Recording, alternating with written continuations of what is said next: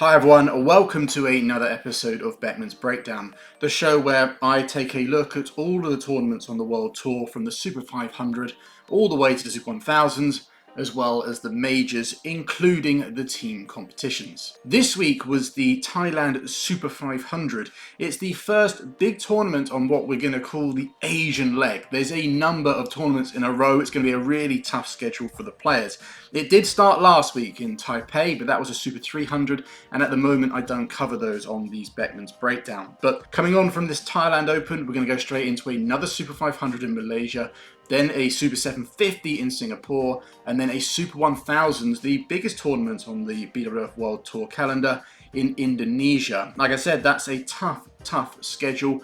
4 weeks of competition back to back. As you can probably imagine, a lot of players aren't going to play all four, especially the top ones, and as a result, what we saw in Thailand was not everyone participating. There was still a number of the world's best players like Kunlavut, Vitidsarn, and as Antonsen. China brought their top two mixed pairs in Feng, Yanzhe, Huang, Dongping, and Jeong and Wei Yaxin, and there was a number of others. I won't list them all here, but yeah, you can clearly see from the entrance that a lot of players are keeping their eye on the 750 and the 1000 in a couple of weeks. But before I get into talking about the Thailand Open, there's a number of things that came up. Just want to talk about a couple of other things. One is I am back on Instagram, if you didn't know. I did mention it at the end of my last video, but that last video went on for an hour and a half, so I'm not sure how many of you would have made it to the end. So I thought I'll actually mention this at the beginning. Instagram temporarily suspended my previous account for breach of terms of use. Apparently there was some copyrighted stuff, but rather than tell me what it was, they just, completely got rid of my account. I've tried to appeal, I've emailed customer support, and it's like talking to a brick wall. I'm hearing absolutely nothing. So I decided just to start it again. My handle is Ben Beckman Badminton, exactly the same as on YouTube. If you do like what I do and you want to have more content in between these videos, then you're on Instagram, then give me a follow. Obviously, information will be in the description, and I'll probably have it on screen. And secondly, as you can see, I am wearing some Beckman's Breakdown merchandise, and I've got one hanging here. This is a new thing that I decided to do.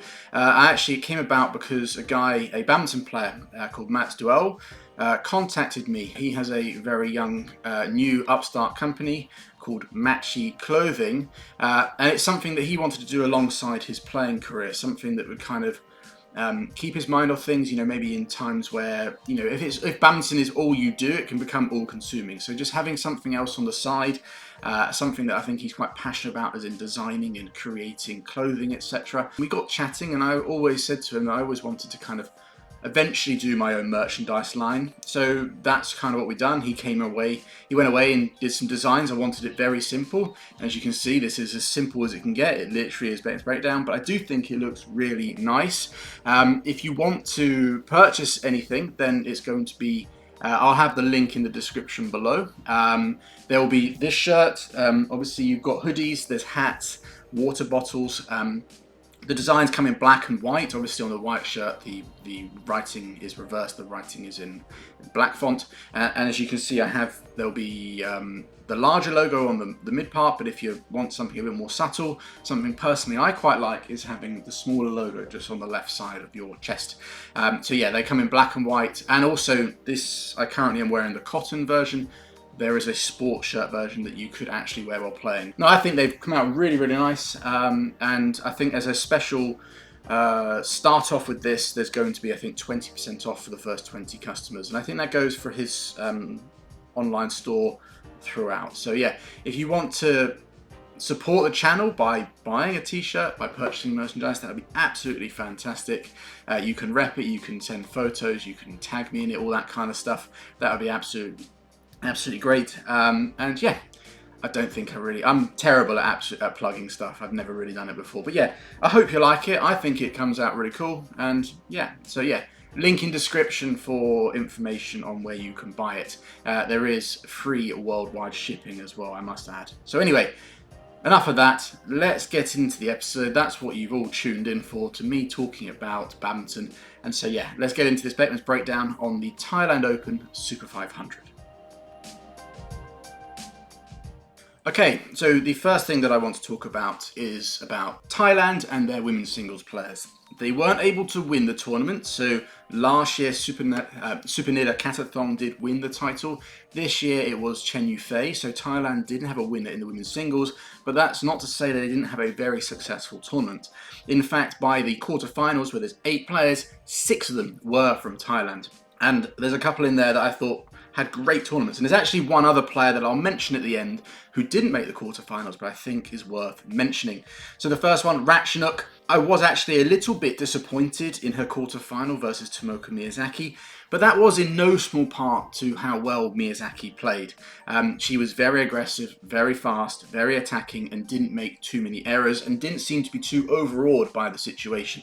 She just didn't allow Ratchanok to play her usual elegant, lovely attacking style. And on top of this, I think Ratchanok felt that pressure of the pace, of the speed, and did make quite a lot of uncharacteristic errors. Even though I was a little disappointed in Ratchanok's performance in that quarterfinal, still a great tournament for her, and it's really good that I said to her right at the start of this year that her goal was to get back into the top 8 in the world, and with consistent performances like this, then she is well on her way. She is still a fantastic player, and I still think she's got plenty more in her. Supernada was the next one. She was unable to defend her crown, but reaching the semi-finals was still a fantastic result. Pornpawee, she had a great opening win in the first round over Indonesia's Putri Kusuma Wardani, a player who must have been riding huge waves of confidence after her performances at the Sudirman Cup. Pornpawee also gave Chen Yufei one of her toughest matches in the quarterfinals. She's a player that kind of runs under the radar. She is very skillful, she is very talented, but obviously, as I'm talking about this, Thailand have so many, and I think she's still trying to find that way to kind of make her breakthrough and really kind of establish herself up as one of the top in Thailand. I think she's very capable of doing it.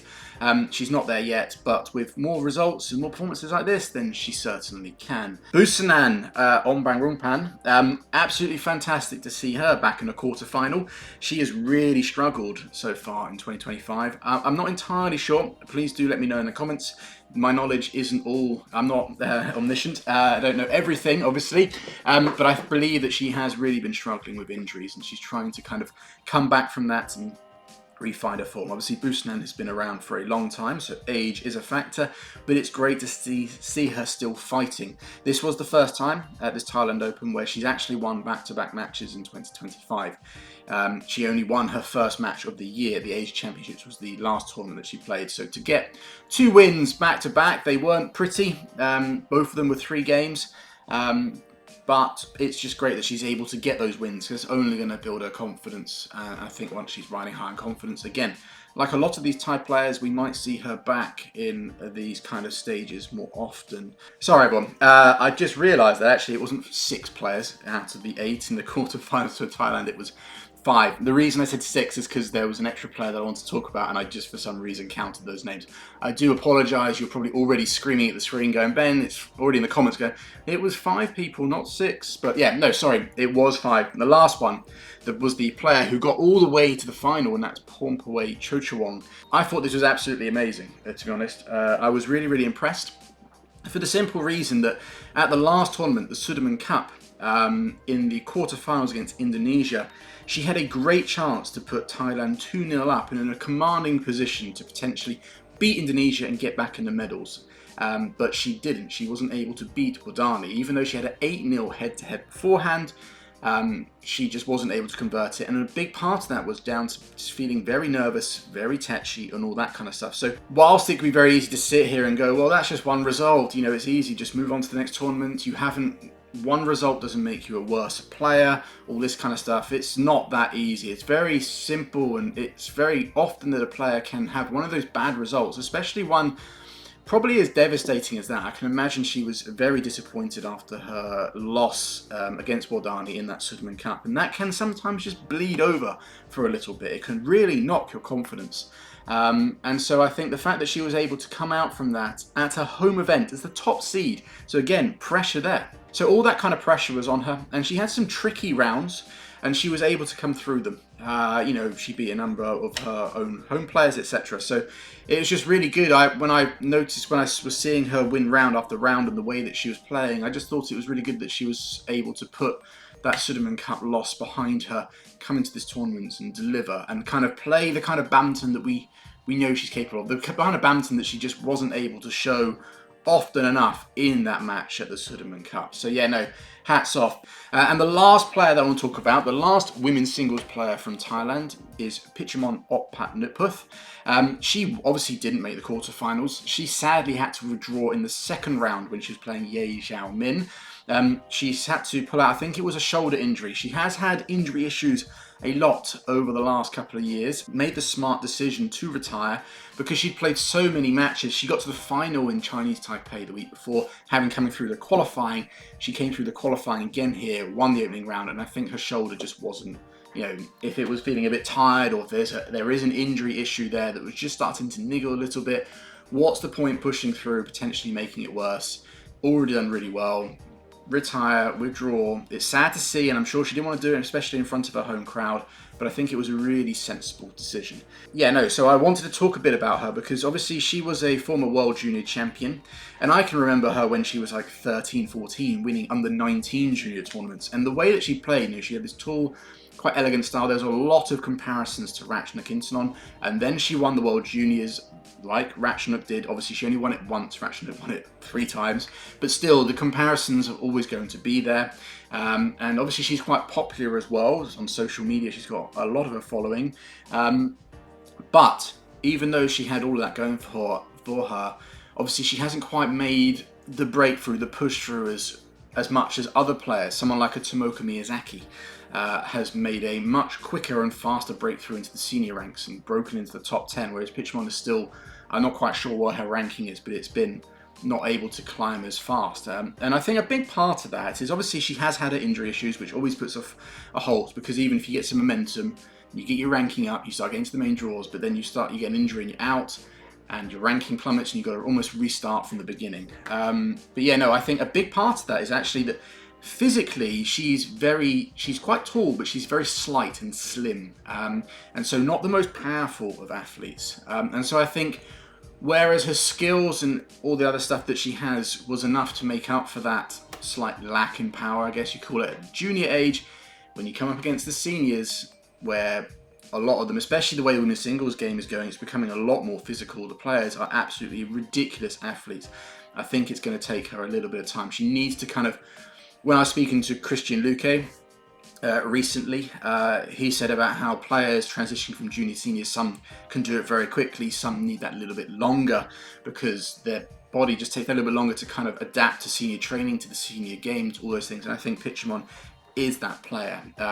But she's got fantastic skills, and I think if she can get that little bit physically stronger, she has done since I last saw her, but I think she's still got quite some way to go. I think when I remember watching, I was watching a few of her matches from, say, a year or so ago on YouTube, and there's a number of comments below, and a lot of them, now of course these were all mainly in Thai, so it was Google Translate, but you can still get a good rough idea of what people are saying, and a lot of them are like, she doesn't have the winning powerful shots, you know, she can't put the shuttle on the floor, and all this, she needs that kind of winning shot. She's got a lot of good skills and stuff, and she can move around quite well, but yeah, no, she hasn't quite got that power. But I don't think she's ever going to be someone that's going to have an absolutely like lightning smash and super powerful shots, but she can certainly develop it. And I think another area in terms of physical strength is when you compare her to, say, Miyazaki again, those two played in the final of the Taipei. The speed, the power in the legs, the foot speed, and the power in terms of movement is quite obvious how much, and they're similar age, they're pretty much the same age, of how Miyazaki is just moving and has got more strength and power to, like, similar to a senior player as opposed to Pitchamon. Now, of course, everyone's slightly built differently and stuff, and I think Miyazaki always had a little bit more in that department over Pitchamon, but I think she can close the gap, and I think if she does, I think when she reaches, how old is she? She's like 19, I think. I think she's going to keep getting these kind of results. If she keeps playing like this and she stays injury free, we could see her a little bit more often at these kind of Super 500 events. But for her to be like a real challenger at them, I think it's going to take her another couple of years. But with the depth for Thailand, I'm not quite sure how their training system works in terms of they all train together, or is it somewhat, is everyone kind of all scattered around the country? I'm not entirely sure. But if she has got chances, there's no shortage of players that she can train with and can learn from. And I'm sure that if she can do that, stay injury free, develop a little bit more physical strength in her legs and just in general, then yeah, I think she could definitely be another Thai player that we could see doing very well on the World Tour. Right, okay, so the next section, as you can see, because I do put the titles on, is about Indonesian mixed doubles. Now, okay, so at this tournament, the Thai Open, they did have one pair reach the semi-finals, and that was Amri Sayanawi and Nita Violina Marwa. They actually had a fantastic tournament, not just because they got to the semi-finals, but because I think it was in the second round, yes it was, they beat the Guo and Chen of China, the All England champions. An absolutely fantastic match. They beat them 21-19 in the third. But that wasn't the first upset in the mixed doubles by an Indonesian pair over a Chinese pair. No, that came in the first round when Adnan Maulana and Indah Chayasari Jamil beat Zhang Zhengbang and Wei Yashin, the world number ones. So yeah, Indonesia had an absolutely fantastic tournament. Even though Amri and Nita were unable to get past semi-finals. Just great that they had two pairs in the quarterfinals, one in the semis. If you look at it a little bit more in a broader thing as well, in a broader way, last week in Chinese Taipei, it was an all-Indonesian final, I believe, at the Denmark International Challenge, which is a few levels down. It was also an it wasn't all Indonesian final, but an Indonesian pair won.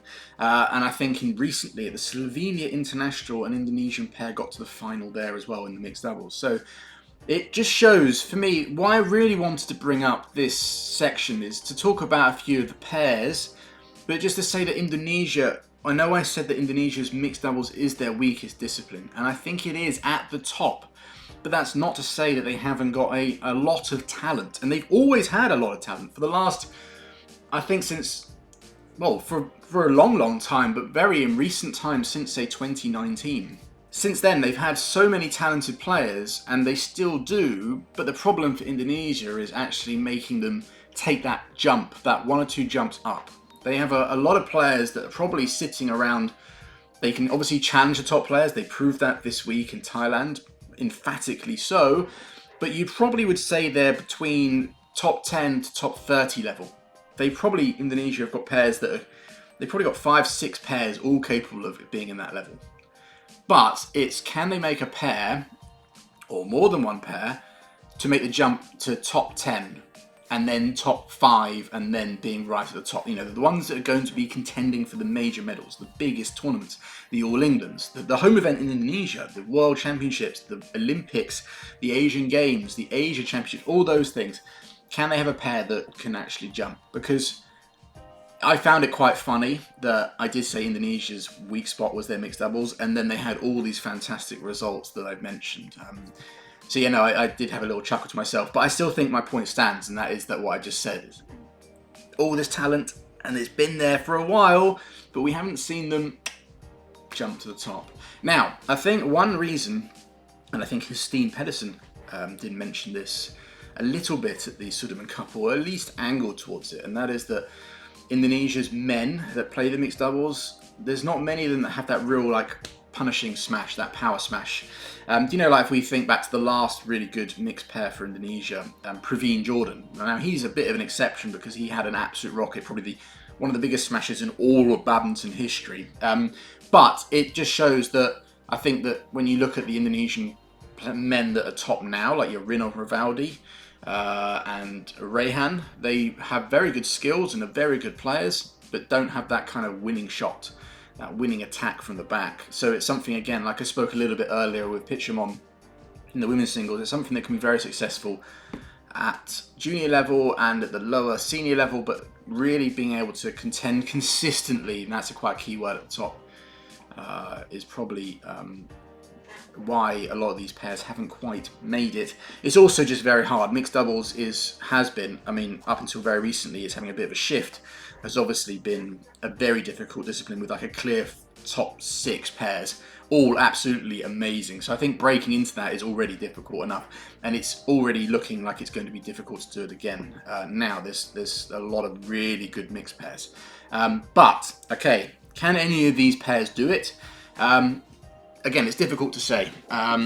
Personally, out of them, the one pair that I really like didn't actually have the best tournament in Thailand, but they've had a really good recent one. They won in Taipei. They got the bronze medal at the Asian Championships, and that's Jafar Hidayatullah and Felicia Alberta Nathaniel Pasaribu. I really like Jafar. He's left-handed, which I think does give a little bit of an advantage. You know, he's got great skills.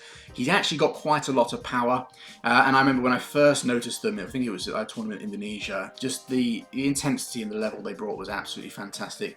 One thing that just worries me a little bit is that Jafar's got quite heavy strapping on his knees, and that's actually something that I noticed was also on Amri as well. So it's just, is those injury issues, is that going to be pretty major? I hope not. I hope it's just something temporary or something that he can recover from, because I think Jafar and Felicia are great. And Felicia as well, a very talented, good player with a great eye for mixed doubles. I think she's on a similar level to the other lady that I actually think is really good, and I've always rated her, and that was Inda Chaya Sari Jamil, the player that plays with Adnan Maulana. Now, she was a 2-time World Junior finalist. I think she won it in 2018, run-up in 2019, playing with Leo Rolly Carnando, but obviously Carnando moved to doubles, more focused on doubles, so I think Inda got kind of sidelined in that respect, but I think she is absolutely brilliant. She's got that rare vision that you see in mixed doubles. I haven't seen it. I've seen some really good women's mixed players, female mixed players from Indonesia over the years, but I think since Liliana Natsir, we haven't really seen anyone with absolutely great vision. And I remember watching Inda as a junior and thinking, oh, okay, here's someone that might have it.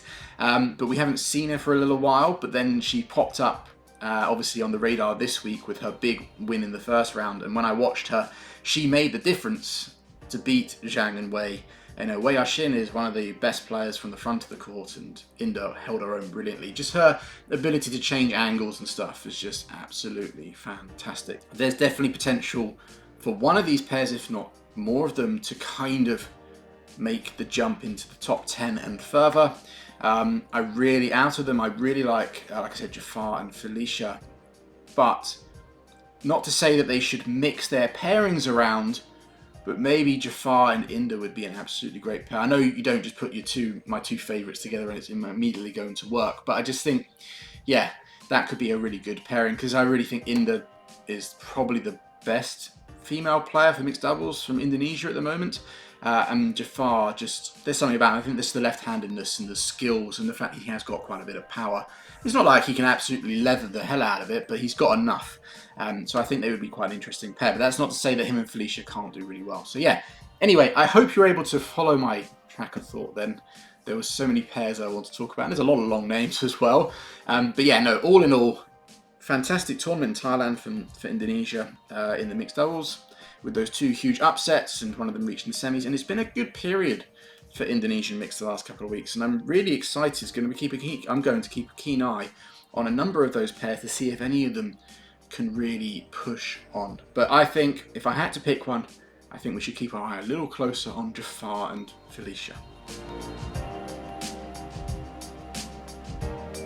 Right, okay, so moving on. Now I want to talk about Ng Tze Yong, an absolutely entertaining player. A real breath of fresh air when it comes to Korean men's doubles or Korean male players. Now, that's not to say that I'm bored or I don't enjoy watching the other Korean players. You know, Seo Seung-jae, Kim Won-ho, Kang Min-hyuk and Jin Young are absolutely brilliant. I'm huge fans of theirs.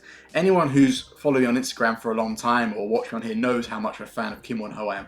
I absolutely love his approach to badminton. But Ng Tze Yong is a breath of fresh air, because whereas most Korean players are very risk adverse and very basic, very solid, quintessential doubles. You know, it's how you would teach it. It's very teachable in terms of how they play. Kean Yew is much more flamboyant and kind of goes against the norm when it comes to Korean players. He's still got those Korean qualities. You know, he's still very good technically. He's very strong, very powerful legs. But whereas most Korean players would look to play a simple shot, he's always trying to do something a little bit more creative. He reminds me of Kim Sa-rang or Lee Jae-jin, if you can remember him. That's from a little bit further back. I think I remember a video from Lee Yong-dae where he was talking about Kim Sa-rang and said that he played badminton a little bit more like an Indonesian player, a little bit more flary, flamboyant and kind of creative. And I think Kean Yew is of that same ilk, which is absolutely fantastic. However, it is something that can get him into trouble. You know, there's times where when it's not working, he can kind of go off the boil a little bit and he can start to hemorrhage points. Another thing where his approach can get him into trouble is what actually, in a way, caused them to lose this match, because in their quarterfinal against Feng and Dongping, they were a set and 20-17 up. They were playing absolutely brilliantly. They had, you know, that stuff I was talking about, the whipping and the fast speed. It was exposing Feng Yanzhe absolutely amazingly. And Ng Tze Yong was backing him up with some really solid play. But at the first match point, he had a chance to probably just jump in and play the fast. It wasn't a sitter, but it was definitely a chance that he could have killed it. And as a result, he tried to do a soft block, almost one that was going to go coming down the nets like this, like super tight, unnecessarily tight. And it didn't even make the net. And then from there, the match kind of got away from them. They lost the next 2 points in the third game, kind of ran away. That was kind of their chance. And so the reason I bring that up is not just because I think that caused them the game, but it's an explicit example of the way that he approaches his badminton can get him into trouble. It could be something that might cost him more matches in the future. But having said that, I don't think that he should have that taught out of him. It shouldn't be something that, yeah, of course, maybe in that situation you'd be like, okay, maybe you should have gone for it. I'm sure he knows that himself. In hindsight, it's very easy to say that. But I think that his style and his approach is going to cause some odd, weird losses, or when it's not working, it can have some bad day. But I think when it's working, and if he can get it better, even better than it is now, then that's actually going to win them. Him in the men's doubles and the mixed doubles is going to win him plenty more matches, especially I think in the mixed, where being able to be flary and be quick and sharp and doing all these kind of crazy shots and being very difficult to predict. There's more gaps in the mix to kind of expose in that way. So, yeah, he's someone that can hemorrhage points when he goes off the boil, but it's a bit like any player who we've seen in the past that plays in that way. That I don't think it's not in his nature as well to play super, super simple. So I think the coaches, I do hope that they kind of, although it's not the Korean approach, they hope they kind of kind of harness it well and allow him to develop it even more. Yeah, of course, over time, he's going to get a little bit more solid and maybe will tone down certain aspects and develop other areas of his game. But I hope that they don't ruin it out, because one, I think that's what makes him actually really good and dangerous. But two, also just from a fan's perspective, he's entertaining. We don't want him to do that, even if it means him losing a few matches. If it means that we're going to be entertained by him. And I think he could be actually someone, he's improved a lot over the last 6 months, I think. If he can improve even more, then it's actually quite scary. I think he could be really, really good. I think he is, like I said, he is incredibly entertaining. I think there was one moment, I'll finish on this. I think it was between I can't remember when it was, but the replay of it came up again on between the second and the third game in that quarterfinal, where I think the umpire was trying to do something to him and he had his hand out and he just high-fived him. And you can see Jeong Yeon all just stifling her laughter. So yeah, I think he's quite a character. And I absolutely love watching him play, and I hope we get to see more of him.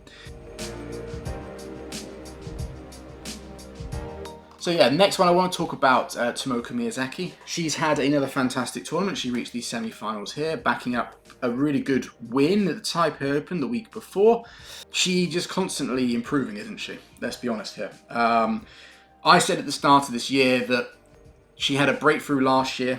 This year she has to solidify that, and I think she's already done that. She is still a little bit, when I watched her last week, and in the earlier rounds in Thailand, she's still a bit susceptible to pressure and nerves. You can tell that she hasn't quite had enough experience on the World Tour to handle. I think she's risen through the rankings maybe a bit quicker than she expected. And so now I think she's kind of expecting to kind of get through the early rounds and make the latter stages more consistently. So I think when she comes up against a player who's obviously good that can challenge her, you can see that she's a little bit nervous. She's not as confident in herself as she should be, I guess I would say. So yeah, I think she could still be a player that I think in the early rounds is definitely susceptible to losing a little bit more. It's still going to take a little while before she becomes like, you know, let's compare her to Yamaguchi. Now, Yamaguchi's been around for a long time. And she went through a similar time, I remember at the start of her career, when she was about Miyazaki's age. She could have great tournaments, but she could also, there were times where she could lose a little bit early on. But I think, but now obviously when Yamaguchi got to a stage where pretty much bar the very odd time, she was always going to make quarterfinals, semi-finals and finals. She was always going to make close to the weekend of competition. And you could just see that in her. She knew she was going to do it pretty much. And I think Miyazaki doesn't quite have that belief. And I think if you ever look at her at a tournament, you're always like, she could do really well, but she could also lose first round. Now, I know you can say that about anyone, but what I'm trying to get at is that she just hasn't quite got that. She's a top 10 player and she's going to be seeded at these events, but she doesn't give off that aura of someone who is of that level yet. When she's into the latter stages and she's against the better players, she shows more of that. It's kind of strange, but I think in the earlier rounds, she's definitely a little bit susceptible. Having said that though, in both Taipei and this week in Thailand, even though she felt nervous and she had some scrappy matches, the key thing is she was still able to win and get through them.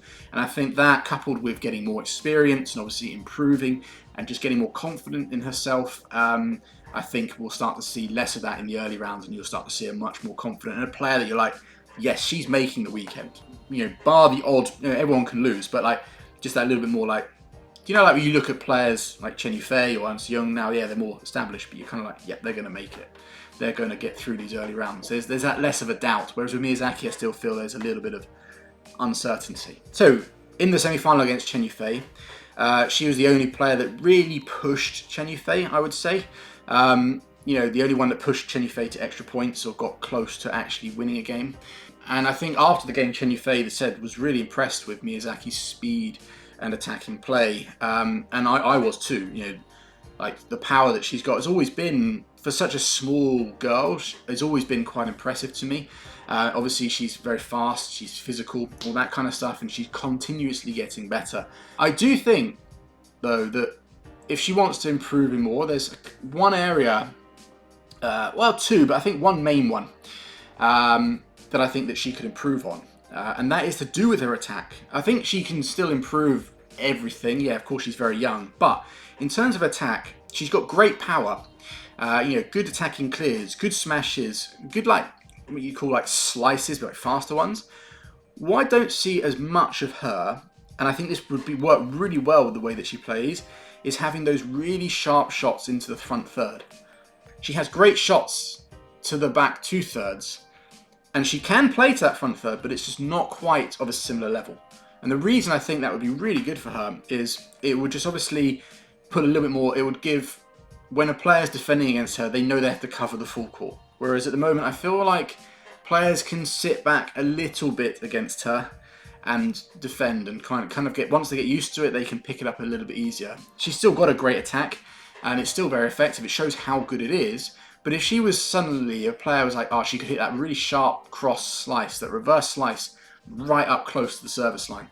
You know, the kind of shots that we see, you know, Ratchnuk do, or Ying used to be able to do absolutely fantastically. Yamaguchi does it, all that kind of stuff. But yeah, let's use Yamaguchi. I think what's different though is Yamaguchi's got really nice like stop drops and stuff because she doesn't have like the biggest power smash, so she has to use them.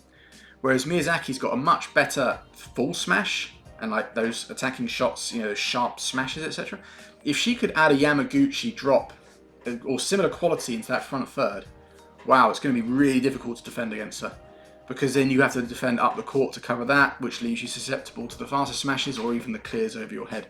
So I just think if she can add that layer to her game, like I said, it's not like she can't do it, but I think it's something that if she was to add that on, me watching it, I'm like, if she was just able to hit those sharp shots into that front third, wow, she'd have one of the best attacks in the world badminton. I think it's something that would actually allow her to take that next step up and really challenge those top players, the ones that have the solid defense at the moment. Your Ng Tze Yongs, Chen Yufei, Wang Ziyi, etc., etc. Even Yamaguchi. But she is always improving. She's making great strides.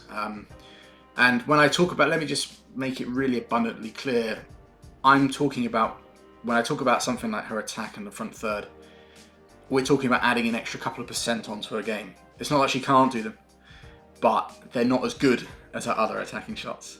And when you have a former Olympic champion, Chen Yufei, saying she was really impressed with your speed and your attack already, imagine how much better that would be if she could play to that front third. It would be absolutely brilliant. So yeah, another really good tournament, another good showing from Tomoka Miyazaki. Right, next player, Loh Kean Yew. I want to talk about him. Like Miyazaki, he won in Taipei last week, and then he got to the semi-finals here in Thailand, where he came up against a very solid and well-playing Kunlavut Vitidsarn, who was just a little bit of a step too far. Now, the reason I want to talk about Loh Kean Yew is because when I watched him play in Taipei, and when I've watched him relatively recently, and when I watched him in Thailand as well, one thing I noticed, it just seemed to be a little bit more of a game plan to his game, a bit more of a thought process. He's always been, we all know he's exceptionally fast. He's got great skills and he's got a really good attack. I think he's one of the fastest players in defence in the world, and that's what won him that world title, when he absolutely blew onto the scene in 2021. But he's always been a player that's kind of, when you watch him, you're kind of like, what is he doing? He's kind of like relying on his speed, his nice skills, and he's just putting shots together. He's not like he's just hitting shots, sorry. It's not like he's going, right, this for this to do this. There doesn't seem to lack of that. He seems like he plays from his heart more than from his head. And yet that's the thing that I think that's actually changed ever so slightly. He seems to have a little bit more solidness to his game, a little bit more patience. He's actually playing shots to try and play to his strengths more, to lessen his weaknesses, and I think it's really paying off. And I think a lot of credit probably has to go to Kim Ji-hyun, the Korean lady who sat behind his court. She was appointed by Singapore, I think, in October or some point. It was not long after the Olympics last year. She's a fantastic coach who's had a lot of great effects on wherever she's gone. She was the coach for Sindhu when she won her world title. So wherever she's gone, she's been other places as well, she seems to have this really good effect. And maybe it's that Korean influence, that kind of like, I spoke about a bit earlier with Ki Dong-ju, obviously being a slight opposite to it, but that kind of getting really solid and basic and not trying to put yourself into too much trouble. A little bit of that influence, not too much. We don't want to take away from what Loh Kean Yew's really good at, but just creating that little bit more of a game plan, more of a thought process. He can't just win matches on the fact that he's really fast, or that he's got a really good defense, or he can do some nice skills, because let's face it, in one way or another, every single player in the top 30 can pretty much do that. You've got to have something that stands out. And yes, he has got world-class speed. He is one of the fastest. Now he's actually able to use it a little bit more effectively. And I think you can just see it in him. He's a little bit more focused. Yeah, he's still enjoying himself. He's still Loh Kean Yew that entertains. But I think he's just got that little bit more solidness to his game. Against Kunlavut, I think he did get a bit carried away and to show the old Loh Kean Yew of old. Loh Kean Yew of old, sorry. But that was only when he was kind of quite heavily down in the second. I think in that match, Vitidsarn played, as we know, he's a very good defensive player and can make rallies and stuff really long and really physical, as well as being very skillful. So you're not only being run around, but you're always on the back foot. You're always kind of having to work really hard on the legs, because he could send you the wrong way at any moment. And I think just that, by that stage, with everything that he played in Taipei the week before and all the matches he played up until that point in Thailand, I think he just got a little bit tired. I think he actually ran out of legs a little bit and just kind of lost it. But it was good to see. One thing I will say is, whilst I did say that I did see the old Loh Kean Yew a little bit then, he also was trying not to be that way. I think he was still trying to kind of do the right things, really think about his game and kind of stick in there and not falling back too heavily on those old ways. Kunlavut was just too solid.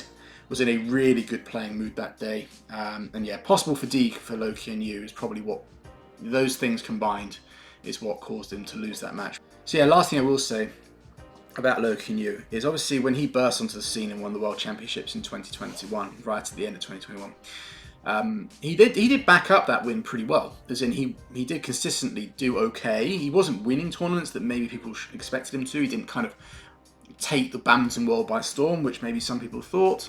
And he's kind of drifted a little bit over the last year or so. But he always, for me, had that potential to be really good. He just needs to kind of get it under control. And I think he's now finally got himself... It seems, I won't say finally, it seems he's got himself a coach that can kind of bring out the best in him. You know, I've mentioned Kim Ji-hyun already, but not only is, I think she's got that ability to bring out the best in players, but it's because you can tell she really cares. She's so invested when she's behind that court. And I think that gives him that belief, combined with the fact that probably the Korean influence just calming him down and making him a little bit more thoughtful. Yeah, it's exciting to see what the future can hold for Loh Kean Yew. So the last players I want to talk about are the young Danish pair of William Krieger Boe and Christian Faust Kjaer, who had the tournament of their lives, reaching the final of the Thailand Open. Before this tournament, they're world number 75. I think that ranking obviously is going to dramatically increase after this tournament. Absolutely brilliant from these two. I didn't see their early matches, in all honesty. Obviously, I didn't watch it, but I saw the result when they beat Man and T of Malaysia in the second round, and I was like, oh, okay, that's a surprise. Great win. Can they back it up? In the quarterfinals, they played the Lee brothers from Taipei. They did back it up. Another great win. And then in the semi-finals, they had the top seeds, Alfian and Ardianto from Indonesia, a very experienced pair. And I thought that experience, coupled with the fact that, you know, we're now in the latter stages where once the top pairs get there, it's much more difficult to beat them. They're much more susceptible in the earlier rounds. I thought, okay, this might be a bridge too far, a step too far for the Danes. But no, not only did they prove me wrong, they proved me emphatically wrong, because they beat the Indonesians very, very comfortably, 12 and 13.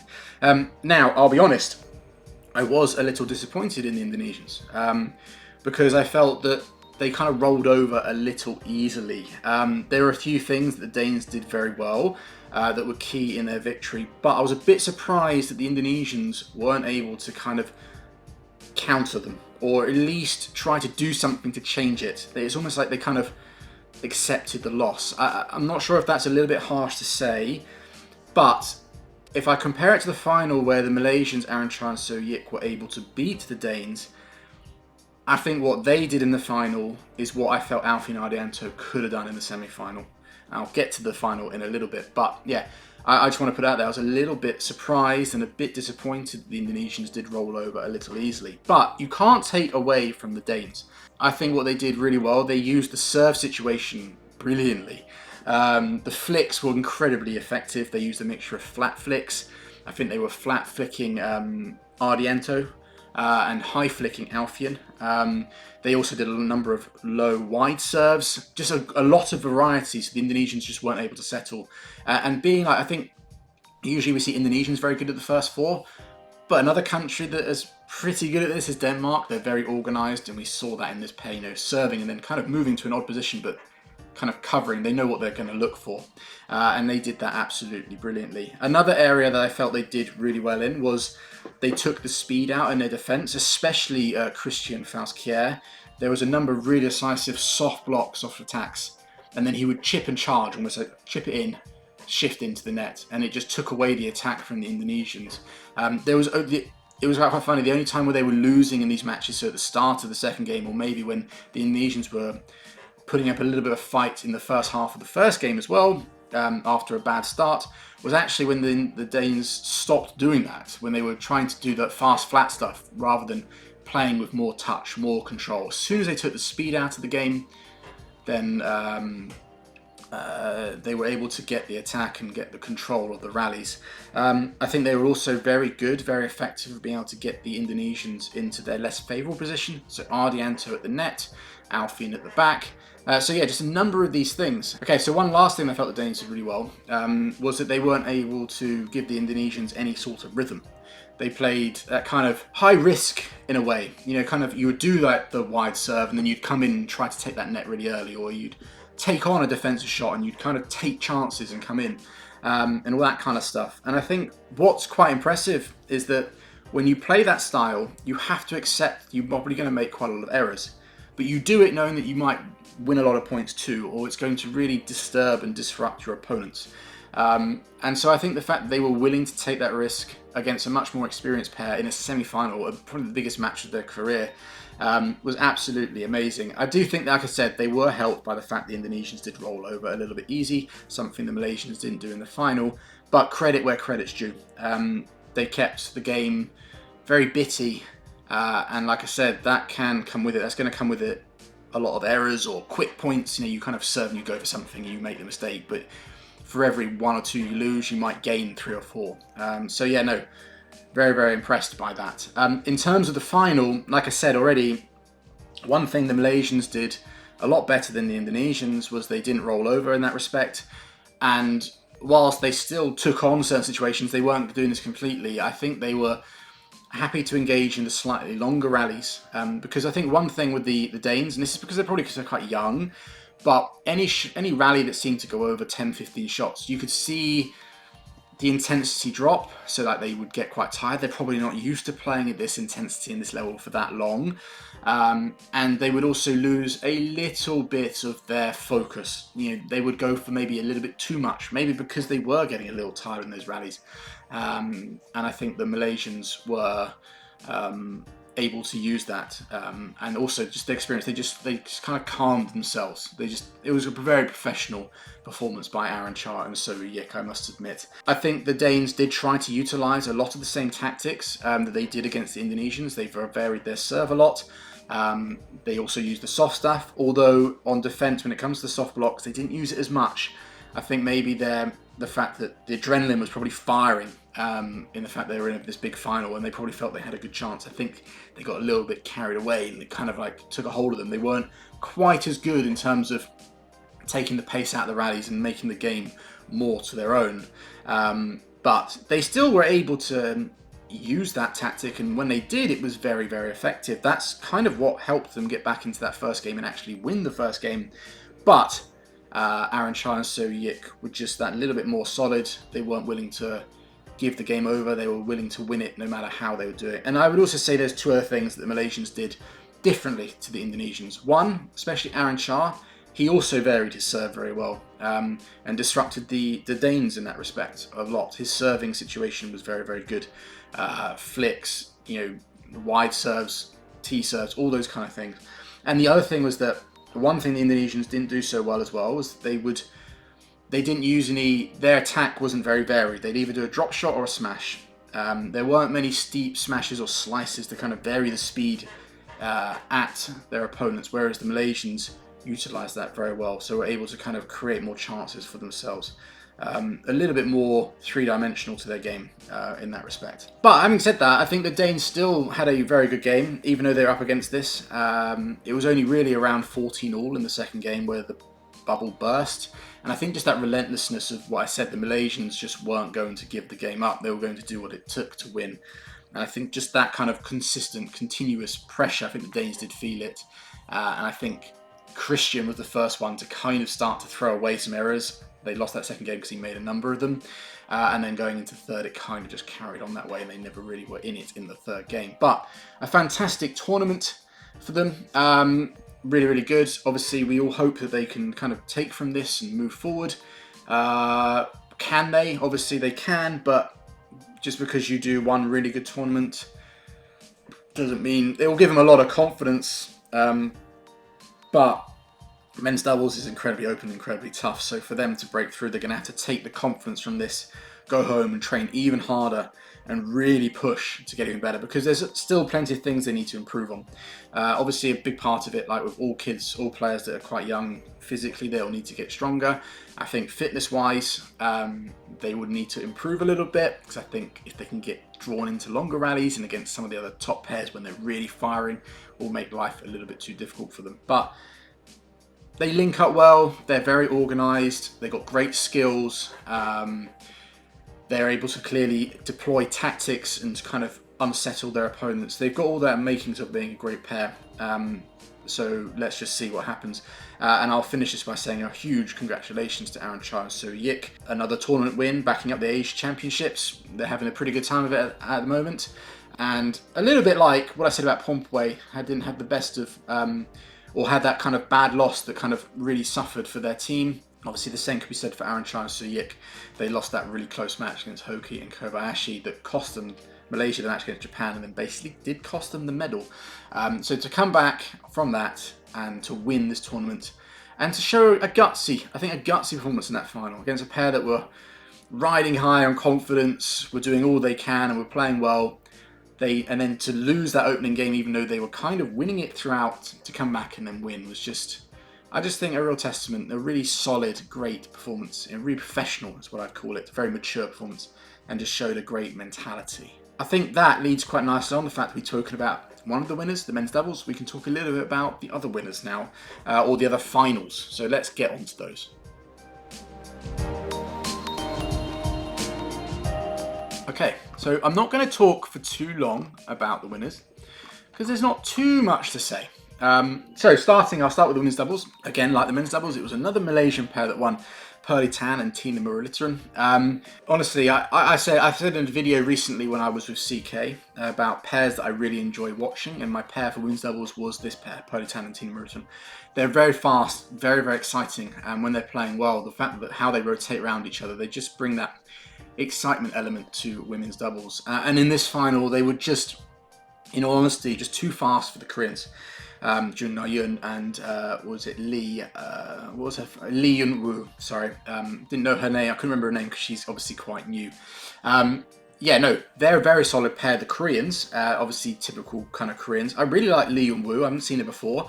Very good overall technique. But whereas in other rounds, other pairs just weren't quite fast enough to break down a defense or to kind of expose them, Pearly and Thinaah were just far too fast and were able to make the game a little bit too quick for them. They were able to kind of expose gaps, twist and turn them, find the spaces, and coupled with the fact that I think the Malaysians really did pick on Lee Yeon Woo. Obviously, it took Yeon completely out of the game. And whilst Lee Yeon Woo is good, she's actually technically very, very solid. She obviously, I don't think, obviously is as experienced at this level, and her defense just wasn't able to hold up. Women's singles, Chen Yufei. I told you I'd get back to this one. So for her, she won this tournament, and it was an important one for her, well, in her own words, because I think the Thailand Open in 2019, she said, was one of her first ever international wins, so she was looking to win this one. Obviously, it's a bit different because she's kind of on the comeback trail after the Olympics. She's only recently started coming back to competition a bit early this year, but she's had a great comeback to it. You know, she won the Asia Championships. She played a key role in China defending their Sudirman Cup. She got to the latter stages at the Orleans Masters, was it the final? And obviously now she's won the Thailand Open. Yeah, absolutely brilliant. She really wasn't all too troubled throughout this week. Miyazaki was the only player that pushed her to extra points. She didn't drop a game. And in the final, she was just... She'd never lost to Pornpawee Chochuwong, so that must have given her a lot of confidence. And you could kind of see why. Because why Chochuwong has never beaten her. Because whilst Chochuwong is very skillful and has great shots, I think Chen Yufei is able to nullify that quite well. You know, that she does that against pretty much all players. And I think Chochuwong just ended up going towards the lines, made a lot of mistakes. And you could just tell Chen Yufei wasn't really feeling too much pressure, even though they were the home crowd there, home player who had been playing pretty well all week.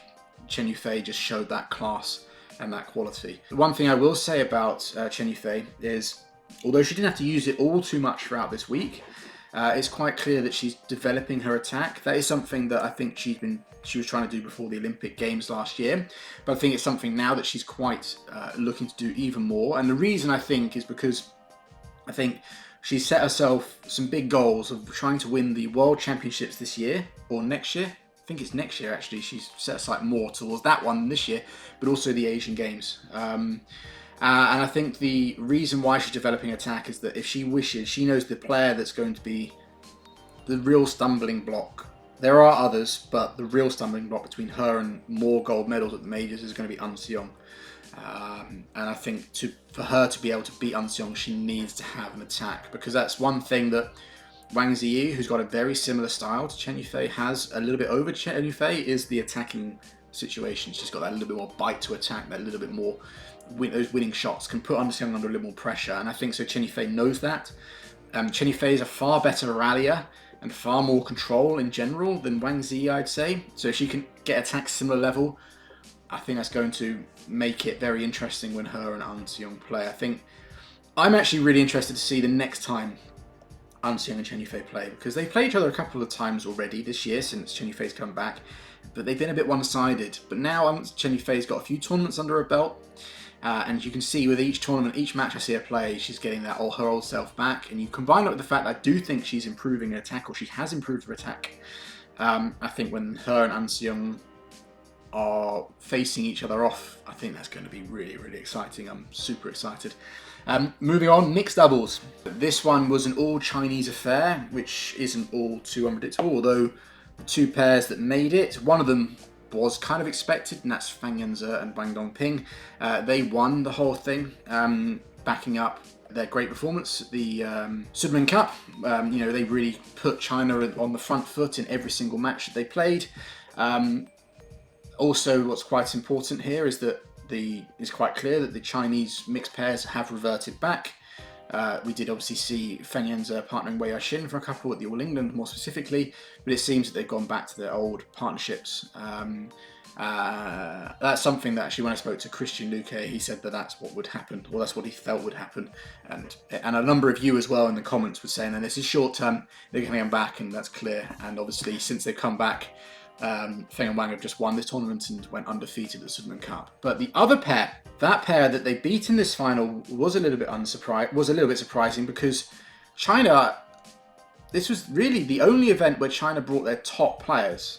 Now you could argue Chen Yufei is their top women's singles player, but ranking-wise she isn't.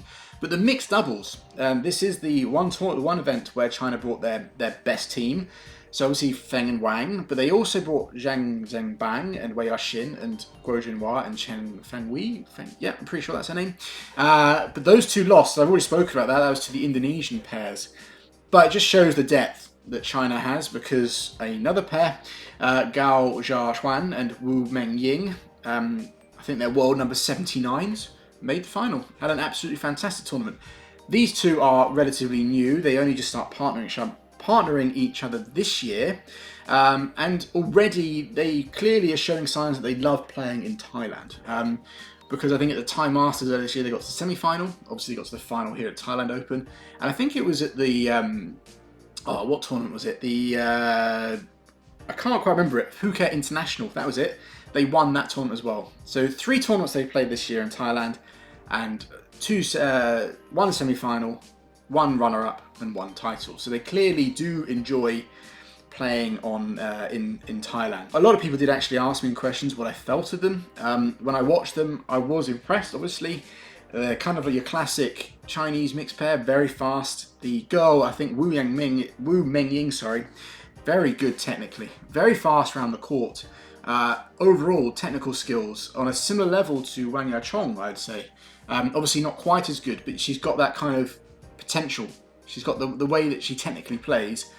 She could be a Wang Yachong kind of player. And Gao, very slight, very strong, very powerful, very, very quick. Actually, these two were very fast around each other. I was very impressed with how fast they could rotate. One area I really felt he was good at was his forehand mid-court. Some of these shots that he was able to do from there were really, really good. So I also feel both of these players, especially the male player Gao, have a lot of room to grow physically.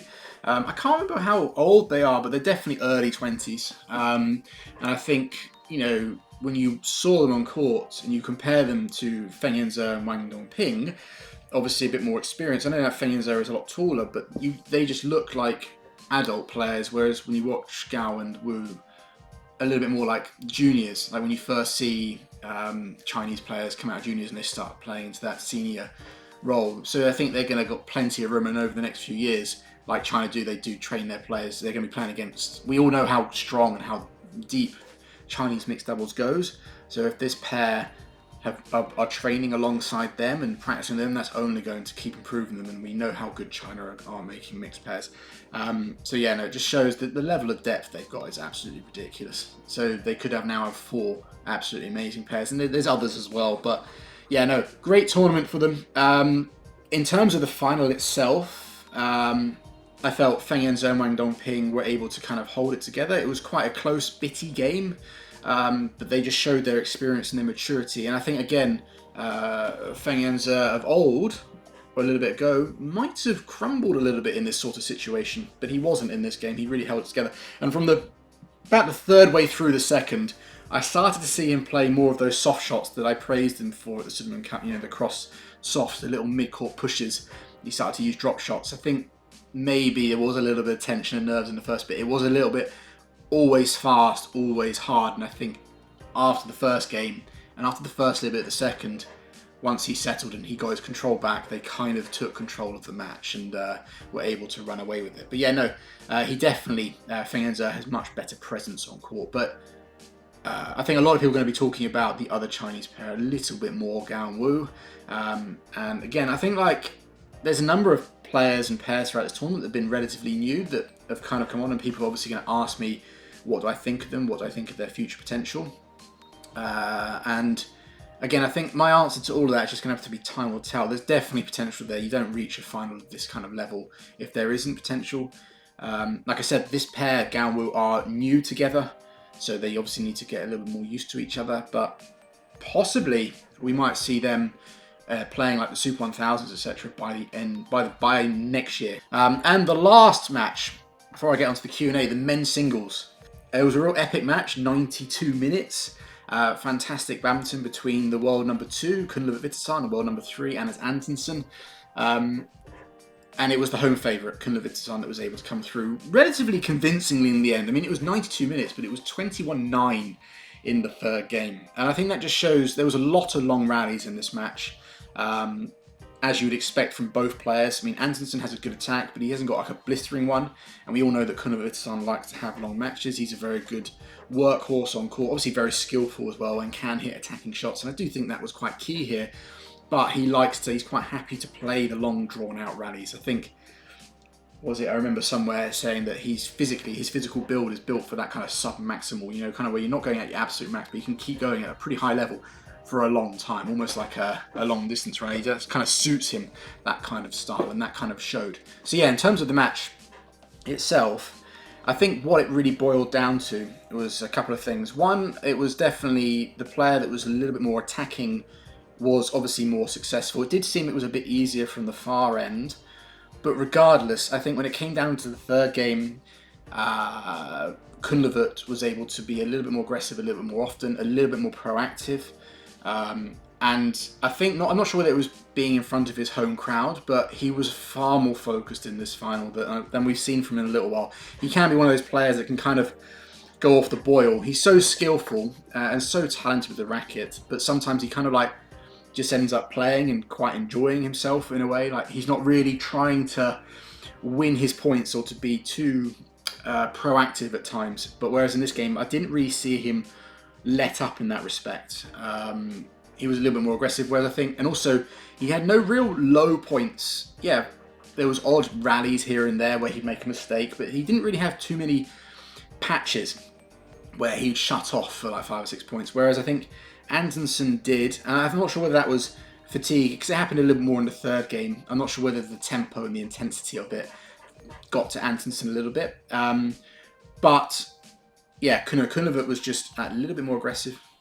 He looked to kind of control the rallies that little bit more. He was incredibly focused, so he wasn't giving away cheap points. I think, actually, having said that, Antonsen was probably a little bit playing with the expectation that he would get some opportunities within the match where Kunlavut would have a bit of a low point, or he'd be starting to give away a few points. I think Antonsen was kind of relying maybe a little bit on that, but Kunlavut didn't give him any of that, and then it made it obviously very difficult for him. I think also, obviously Kunlavut started at the slightly easier end for the third and got a really good lead, was obviously quite crucial. And then obviously when they switched, Antonsen was able to get it back a little bit. But then I noticed that Kunlavut, like I was playing into the fact that I said that he was a bit more proactive, as soon as Antonsen took it a little bit late, he would step up the court. And there were a few that Antonsen hit a little bit too loose. and Kunlavut was able to kind of apply a lot of pressure and then get points from there. But yeah, no, I think I haven't seen Kunlavut play that attacking in quite a while, especially that attacking that consistently throughout a whole game. Obviously, I've seen him play attacking shots, but sometimes he'll do it for a few points, then he'll just kind of rally it around, use his skills, and then go back to it. Whereas here, it was a lot more, especially in that third game, really focused on doing that almost throughout the whole game. I think that was quite key. But yeah, no, an absolutely fantastic win for Kunlavut. Obviously, the home crowd were very happy. And, you know, Kunlavut's having some really good patches at the moment.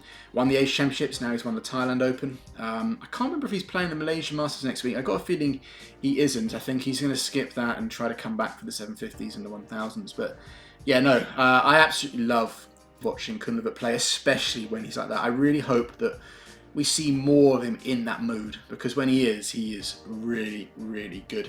And I think it was a really good tournament for Anders Antonsen as well, because obviously he reached the final of the Malaysia Open at the beginning of this year, the first Super 1000, but since then has been struggling a little bit. I think he's had a few little injuries here and there. He's had some illnesses.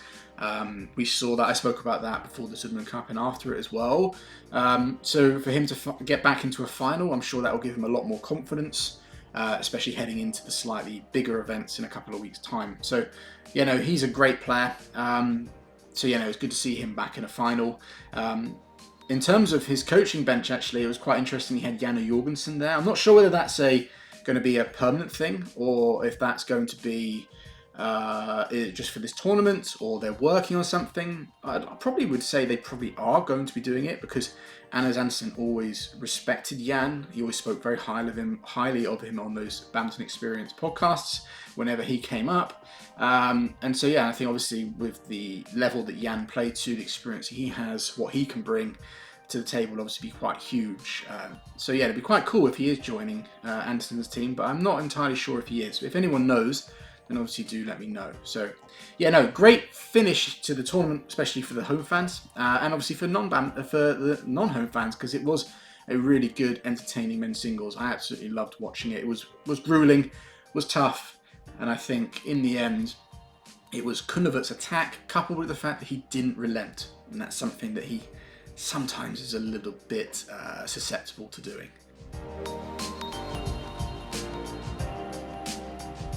Okay, so Q&As. Thanks everyone for sending in your questions. I've got a few. I picked out only a couple. I think a lot of the questions, kind of things I knew I'd speak about throughout the video. So let's just go into them. Future of Indian badminton in women's singles after PV Sindhu. I get questions about Indian women's singles all the time, or Indian badminton all the time. And I usually don't speak about it, or I haven't spoken about it too much. So I thought I'd answer this question. What's the future of it? Well, difficult to really say, but there's definitely some talent and definitely some potential players within the Indian team. I've named three here, sorry. There are more than this, so feel free to add to this list. But you've got Unnati Huda. She's very young. I can't remember how old she is, but she's probably 17, 18 years old. She reached the semi-finals of Taipei. I can't remember quite how well she did at this Thailand Open. I think she might have got through the qualifying. But anyway, she's very unorthodox. You know, when you watch her play, it's not the prettiest style, but then you'd probably say that about most Indian women's singles players, but they're very effective. And what usually runs through Indian women's singles, and it goes for all the players that I'm going to talk about, is that they usually got a very good eye for the game, like tactically. Saina Nehwal had this. She wasn't the most athletic player or the fastest player, but she had good technique, Saina Nehwal, very good technique. But her ability to read the game and to play tactically very well was probably one of her biggest strengths, as well as just never giving up. And that's something as well that players like on this list, like Unnati Huda, has. Yeah, she is very unorthodox, but very sharp with her skills. I've heard about her for a long time. I think I first heard of her when she was about 14, 15. A lot of people were getting very excited because she'd won international senior tournaments at that age, of a lower level, but still, that's very, very impressive.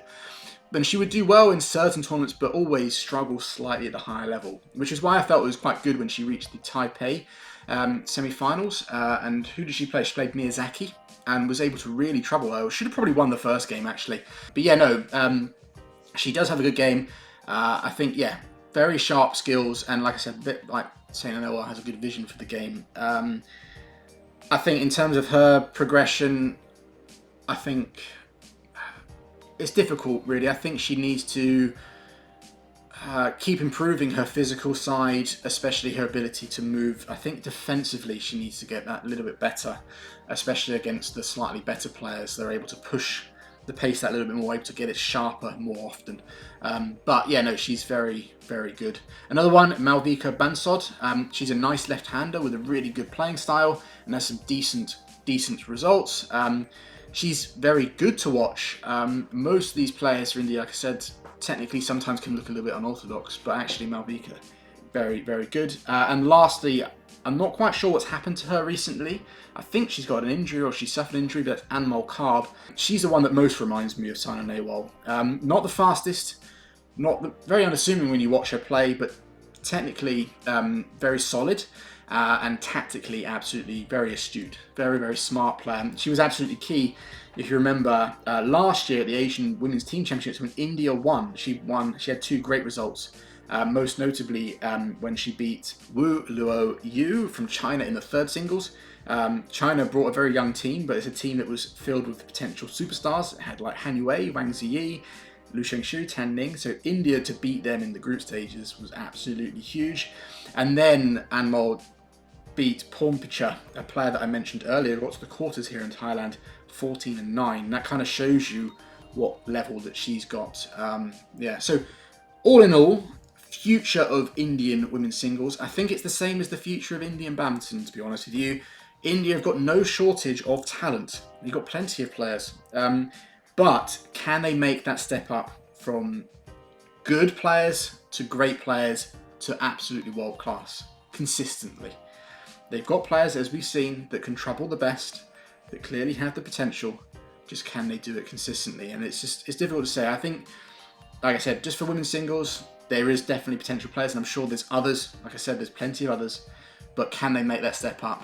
I think the last thing I'll say is maybe we might not see any of these have the potential to do as well as Nehwal and Sindhu, so becoming world championships or Olympic medalists, but you certainly got potential to be top 10. And then I think if you can consistently keep producing that, you're always going to help the next generation. And I'm sure you'll have another talented player come along that's got the ability to also win those major titles. Not to say these girls that I've mentioned can't, but I don't kind of compare them too much to Sindhu and Nehwal, because they were kind of incredibly talented and very exceptional, to almost the fact that don't expect the next lot to come along to be they're going to be that good. Okay, they could be, but lay off them a little bit.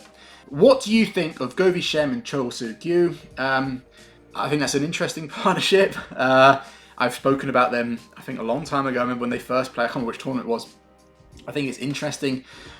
I'm not sure we're going to see all too much of them, in all honesty. I'm not quite sure how their 2 styles will match up. Obviously, both going to be very strong defensively. They should be strong attacking-wise as well. Especially Govi Shem can absolutely level the hell out of it. Choi Soo-kyu showed from last year against the Asian Games final, he's still clearly of that level. But it's been a while since Govi Shem really kind of produced any really noteworthy results. But it's an interesting partnership for sure. And I'll always watch their matches, their highlights whenever they come up. But I'm not sure we're going to see much of them in terms of like doing well at tournaments. Do you think Ng Tze Yong could be able to return to his level before his surgery? Interesting question. This is the last one I'll answer, actually. It's a tricky one. I think he's had this is his back injury, and I think it's been quite a while. It's good to see him back on the tour, and it's going to take him a while to come back. I think more so mentally. I can remember a while back, coaches or around BAM saying that he was ready to come back, but it was almost like physically he was ready, but psychologically he wasn't. And the fact that, you know, there was a potential for him to just kind of play a tournament to help his protected ranking, but he still didn't want to play. I think it's going to take a little while. I think he can. He's still young enough. It's just whether psychologically, I don't know the extent of how bad that injury really is. because if it is his back, it could be something that could flare up quite a lot, and if it's going to be an injury that keeps persisting, keeps kind of rearing its ugly head, it'll be very difficult to get enough consistent training in tournaments to get back up to his level. I hope he can, because I absolutely loved watching him play.